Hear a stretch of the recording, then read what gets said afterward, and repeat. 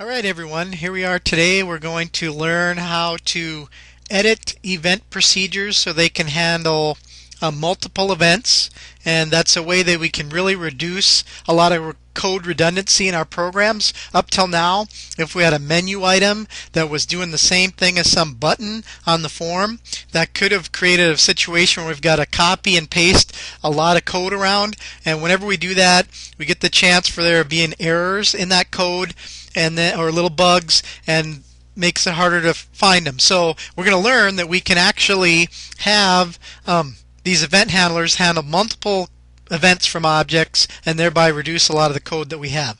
I just got a little program here that is a sandwich order form. So the user picks the size of a sandwich, their toppings, they click the place order button, and it tells them how much it is. Okay.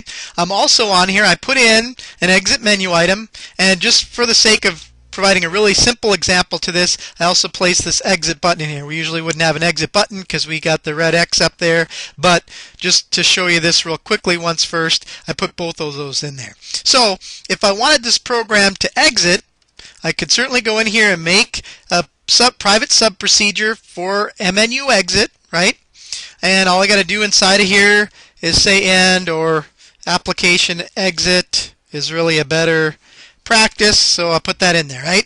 Now, normally what we've been doing is we would add, btn exit, click event, and we'd be putting the same thing in there, right? But we don't have to do that. We can eliminate this one because they're both doing the same thing, and we'll show how to do that here. We've got this private sub procedure here. It's annotated by starting out private sub, and then executes the stuff that's in here, and end sub says this sub procedure's over. This next little part here, menu exit click, is just a name for it. Really doesn't change how it works or anything. You might have noticed in the past when you made an event for an object by accident before you fixed the name, you'd have this wrong name there. It still worked, but it's just kind of annoying because the name wasn't correct in there. And so now we could call this exit events, because that's what it's going to do. The next thing that comes next here in the parentheses is just a couple of parameters that are sent to this sub procedure. The first one is the sender, or the object that is causing this event to happen. Okay, so really menu exit, it would be identified as the sender of this. E as system event args is just, let me undo that, didn't mean to move stuff around here. This is just accessing the properties of the sender. So whatever menu item, button event, or whatever is sent this information, those properties of that are in here. Don't really have to worry about this a lot yet. We aren't going to get into those too much yet. But then the handles keyword here is important because it says what objects and events are being handled by this sub procedure. And right now, menu exit click event is being handled by it. And I can add to that by just typing a comma here and picking btn exit and put a period, and I want it to be a click event. And that's all I got to do. I've renamed it so it makes sense to what this does. I've put the two objects that it's handling in there, and it couldn't be any more simple than that. Now when I run this, I can click the exit button and it exits, or I can go up here to the file menu, pick exit, and exit. Okay, so as you can imagine, this simple example, there was just one little bit of code in there, but sometimes we have a lot of statements of code inside of these events, and being able to eliminate that redundancy is very nice. Let's go, like I said, I don't want this exit button in here anyway, so I'm going to get rid of it. And another nice thing is when I get rid of an object, notice that my exit events handler, it deleted that because that object's not in there anymore. Okay, so one other thing, I'd like to make another change to this program that would make it a little bit better. Right now, when the user clicks in here and they pick a size of a sandwich and they click what toppings they want, they say place order, the price shows up. But one problem with the interface is, let's say they go in here and change some stuff.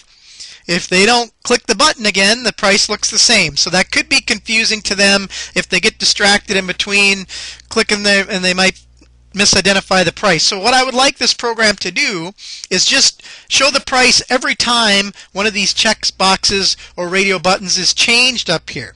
Okay, and you know, if how we would previously been dealing with stuff, that would make mean a lot of code would have to happen. There'd have to be a check change event for every one of these, and all the code to do everything would be in every one of those. But with what we've learned now, we don't have to do it that way. So I've got this button place order event. What I would like to replace that with here is just we'll pick check cheese first, and a check change event for check cheese. And right now,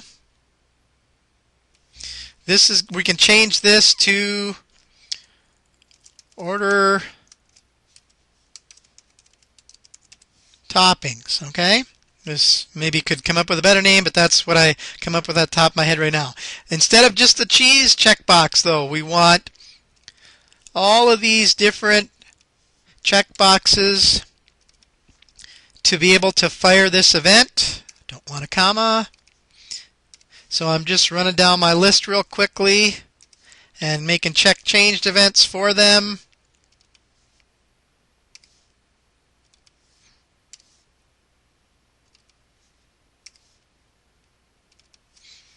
Okay, and so now all of these will basically make that change. As a matter of fact, I actually should in here too get my radio buttons in here as well, right? Because those could change the price as well. So we can have all of these.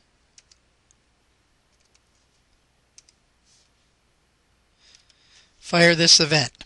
Now really, what needs to happen inside of here is just really everything that was happening in this event that was the button place order. So I'm going to cut that out of there. We're going to put it into here. And actually we don't need button place order anymore. Thank you. You served us well, but you weren't really doing that good a job. We'll get rid of the button here. We're going to leave. We'd probably want to move some labels around, but let's see how this works.